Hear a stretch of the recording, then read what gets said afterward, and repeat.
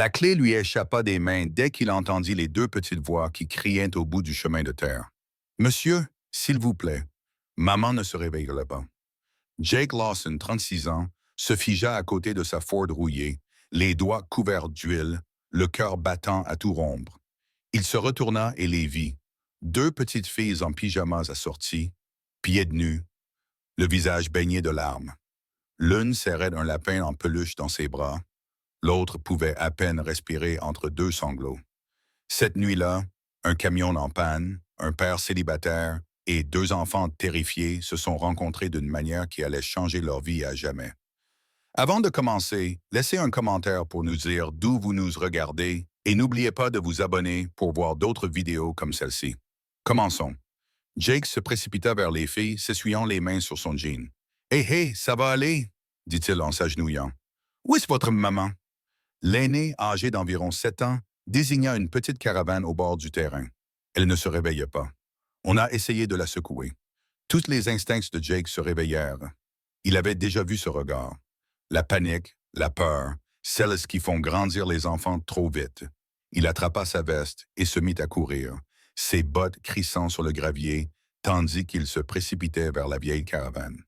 À l'intérieur, l'air sentait le moisi et quelque chose d'aigre. Une femme, elle était affalée contre le canapé, pâle comme le clair de lune, les lèvres légèrement bleues. Jake s'accroupit à côté d'elle et posa deux doigts sur son cou.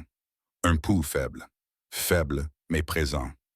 Il se tourna vers la jumelle qui se tenait dans l'embrasure de la porte, tremblante. « Comment s'appelle-t-elle? »« Sarah, » murmura la plus jeune. « C'est la maman de Sarah. » Jake acquiesça, vérifiant sa respiration. « Très bien, vous deux. Restez discrets. Votre mère va s'en sortir, je vous le promets. » Il attrapa son téléphone et composa le 911 d'une main tremblante. « Oui, j'ai une femme qui ne réagit pas. Respiration superficielle, pouls faible. Caravane près de la route 14, près de la vieille casse. » Lorsqu'il raccrocha, il regarda à nouveau les jumelles. « Vous avez faim, les filles? » Elles clignèrent des yeux, perplexes. « Nous n'avons rien mangé depuis hier. » Jake déglutit péniblement. Son propre garde-manger était presque vide. Il ne restait que des soupes en conserve et du pain rassis. Mais il sourit quand même. « Très bien. Nous verrons cela après l'arrivée de l'ambulance. » Quelques minutes plus tard, des gyrophares rouges et bleus illuminèrent le champ poussiéreux. Les ambulancières se précipitèrent.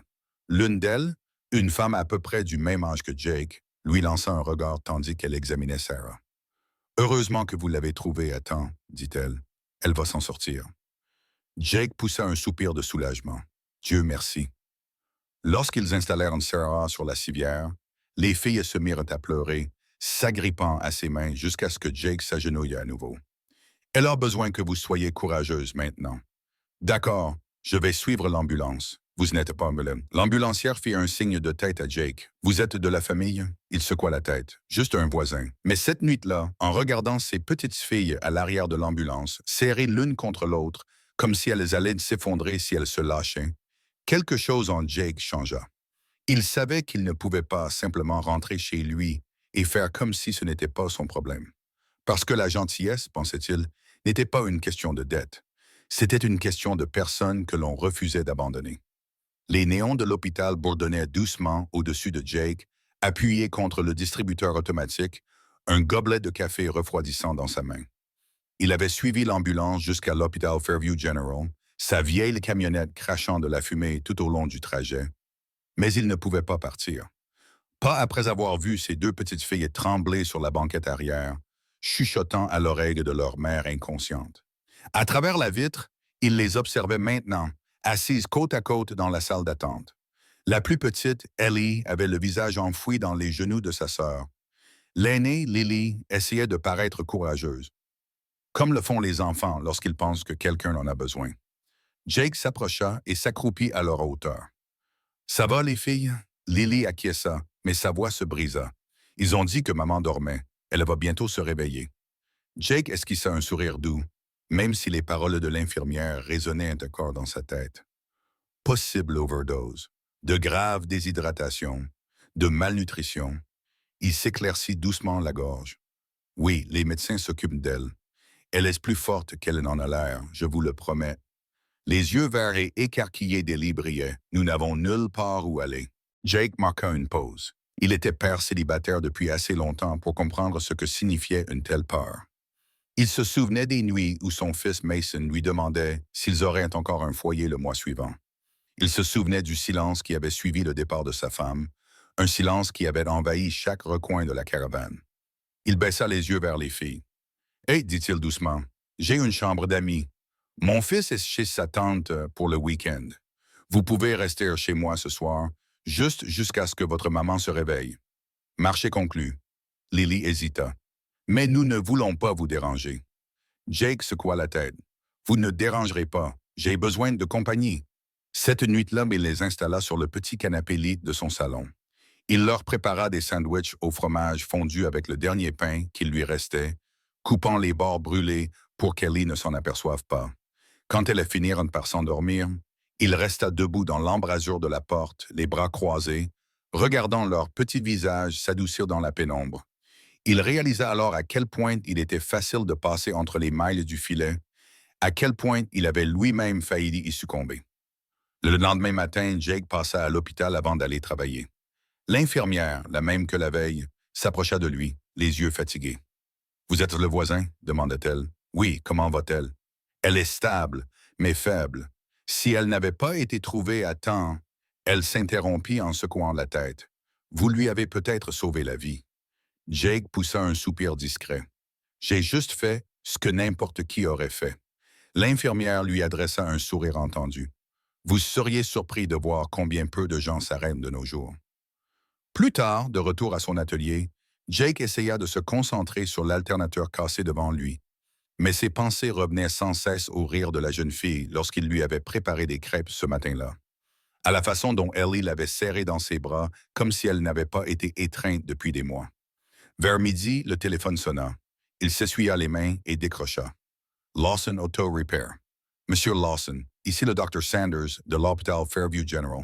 Sarah Evans, la femme que vous avez amenée. Elle est réveillée. Elle vous demande. Jake se figea. Elle a dit de remercier l'homme au vieux camion qui n'a pas cessé de l'aider. Lorsqu'il arriva à l'hôpital, Sarah était assise dans son lit, pâle mais alerte. Ses yeux étaient d'un brun doux et fatigué. Elle croisa son regard lorsqu'il entra dans la chambre. « Vous êtes Jake, murmura-t-elle. Les filles m'ont tout raconté. Vous m'avez sauvé la vie. » Il se frotta la nuque, soudainement mal à l'aise. « C'est vous qui avez fait le plus dur, en restant en vie. » Des larmes lui montèrent aux yeux. Je ne pensais pas que quelqu'un s'en soucierait si je ne le faisais pas. Jake serra les mâchoires. « Tu te trompes. » Il sortit une enveloppe pliée et la posa sur le plateau à côté d'elle. À l'intérieur se trouvait une note manuscrite, l'adresse de son domicile, son numéro de téléphone et un message simple. « Tu n'es plus seul. » Elle fixa la note puis le regarda. « Pourquoi fais-tu cela? » Il la regarda droit dans les yeux. « Parce que quelqu'un a fait la même chose pour moi autrefois. Moi aussi, j'étais perdu autrefois. Et un inconnu a décidé que je méritais d'être sauvé. » Les lèvres de Sarah tremblèrent. Sa voix se brisa. « Je ne sais pas comment vous remercier. »« Ce n'est pas nécessaire, dit-il doucement. Contentez-vous de guérir pour eux. » Lorsqu'il quitta l'hôpital ce soir-là, les jumelles l'attendaient dans le couloir, tenant un dessin froissé. 2 filles dessinées à la craie, une maman souriante et un grand homme avec une clé à molette à la main. Au-dessus, ils avaient écrit en lettres tremblantes « Merci, Monsieur Jake. » Il sourit malgré la douleur dans sa poitrine. Parce que parfois, la chose la plus gentille qu'un homme puisse faire n'est pas de réparer des moteurs. C'est de réparer des cœurs qui ont oublié qu'ils battaient encore. 3 semaines plus tard, l'ancienne maison de Jake semblait différente. Plus chaleureuse, plus pleine, comme le genre de foyer qu'il pensait avoir perdu pour toujours. L'odeur des crêpes emplissait l'air, tandis que la lumière du soleil filtrait à travers les stores fissurés. Ellie était assise à table en train de colorier, ses petits pieds se balançant au-dessus du sol. Lily versait soigneusement du sirop, la langue entre les dents, concentrée. Sarah se tenait près de la cuisinière, le poignet gauche toujours bandé, mais les yeux plus brillants, plus vivants. Elle jeta un coup d'œil à Jake par-dessus son épaule. « Tu es sûr que ça ne te dérange pas qu'on soit encore là? » « On a envahi ta maison. » Jake sourit en retournant d'une crêpe d'une main experte. « Tu poses la question à quelqu'un qui vide de café et de burritos achetés à la station-service. Crois-moi, vous me sauvez la vie. Elle sourit faiblement, mais sa voix s'adoucit. Tu n'étais pas obligé de faire tout ça, Jake. Tu nous connaissais à peine. Il s'appuya contre le comptoir, les bras croisés. Parfois, des étrangers apparaissent juste au moment où ils doivent apparaître. Je pense que nous le savons tous les deux. Sarah baissa les yeux vers ses mains, silencieuse pendant un moment. Je n'allais pas bien. Après le décès de mon mari, j'ai essayé de tout gérer pour les filles. Les factures, le loyer, le travail, tout s'est effondré. Je ne me rendais même pas compte à quel point j'étais proche de les perdre, elles ou moi-même. Jake eut un pincement au cœur. Il voyait le reflet de sa propre histoire. Les nuits tardives passées à réparer des voitures juste pour payer l'électricité après le départ de sa femme. Le poids écrasant d'essayer d'être à la fois mère et père pour son fils. Tu ne me dois aucune explication, dit-il doucement. Continue simplement à te battre. C'est tout ce qui compte. Ses yeux brillèrent, mais elle acquiesça. J'essaie. Un éclat de rire rompit le silence. Ellie avait réussi à se barbouiller le visage de sirop et Lily riait si fort qu'elle faillit tomber de sa chaise. Jake rit en secouant la tête. Allez, les monstres au sirop, finissez avant qu'on soit en retard. Pourquoi? Demanda Sarah. Il attrapa sa casquette et désigna l'extérieur. Le camion a besoin d'un nouvel essieu et j'ai promis à ces deux-là mon plan de paiement secret pour les pancakes. Elles m'aident à nettoyer les outils et elles auront des milkshakes au chocolat plus tard. Sarah rit, d'un rire léger et libre. C'est de la corruption, Monsieur Lawson. C'est de l'éducation parentale intelligente, Mademoiselle Evans, la taquina-t-il. En milieu d'après-midi, le bruit des clés à molette résonnait dans le petit atelier. Les filles étaient assises sur des seaux renversés et fredonnaient tout en frottant des chiffons graisseux. Jake travaillait sous le camion, fredonnant pour lui-même jusqu'à ce qu'il entende la voix de Sarah derrière lui. Jake, il y a une voiture devant. Il sortit de sous le capot en s'essuyant les mains. Une élégante berline noire s'était garée dans l'allée, ses vitres teintées. Deux personnes en sortirent, une femme vêtue d'un manteau bleu marine et un homme tenant un bloc-notes. « Êtes-vous Jake Lawson? » demanda la femme en lui montrant son badge d'identité. « Nous sommes des services de protection de l'enfance. » Le cœur de Jake fit un bond. Il regarda Sarah, dont le visage avait perdu toute couleur. « Quelque chose ne va pas? » demanda-t-il prudemment. Le ton de la femme était calme mais ferme. « Nous avons reçu un signalement concernant des mineurs dont vous avez la garde. Nous devons simplement confirmer la situation de leur mère et l'état de sa santé. » Les mains de Sarah tremblaient. « Attendez, quelqu'un nous a dénoncés. C'est la procédure standard lorsqu'un parent est hospitalisé. Nous devons simplement vérifier que tout est stable. » Jake sentait les jumelles agripper son pantalon derrière lui, les yeux écarquillés. « Hé, tout va bien, dit-il doucement. Ils veulent juste s'assurer que tout le monde va bien. » L'assistante sociale acquiesça poliment et suivit Sarah à l'intérieur. Jake resta dehors avec les filles, essayant de garder une voix calme tandis qu'il leur tendait une clé à molette. « Vous vous souvenez de ce que j'ai dit? Parfois, la vie vérifie si vous êtes encore assez fort pour tenir le coup. » Lorsque les agents finirent par partir, Sarah sortit, les larmes aux yeux, mais souriante. Ils ont dit « Tout va bien, il n'y a pas de problème.